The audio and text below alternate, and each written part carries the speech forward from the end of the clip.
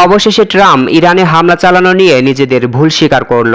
আর তাই তো মার্কিন গণমাধ্যম ফক্স নিউজকে দেওয়া এক বিশেষ সাক্ষাৎকারে অনুশোচনামূলক এক মন্তব্য করল ট্রাম্প, যা বর্তমানে বিশ্বজুড়ে তোলপাড়ের সৃষ্টি করেছে।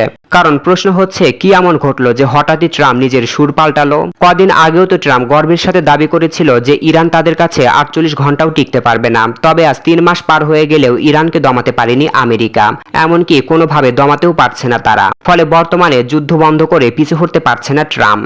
কারণ পিছু হটলেই আমেরিকার সব দম্ভ, আত্মবিশ্বাস, গর্ব সবই ধূলিসাৎ হয়ে যাবে। আর তাই তো ট্রাম্প অনুশোচনায় পড়ে এক মন্তব্য করলো যে ইরানে সামরিক অভিযান চালানোটা তাদের উচিত হয়নি। এমনকি নিজেদের এই ব্যর্থতা আড়াল করতে ট্রাম্প দাবি করে যে ইরানের পারমাণবিক গবেষণাগার আমরা গুড়িয়ে দিয়েছি।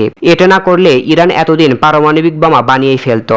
তবে ট্রাম্প যতই নিজেদের সফলতা প্রচার করুক না কেন, ইরান তো পারমাণবিক বোমা বানিয়েই ছাড়বে। কারণ ইরানের পারমাণবিক সক্ষমতাকে ধ্বংস তো করতে পারেনি আমেরিকা।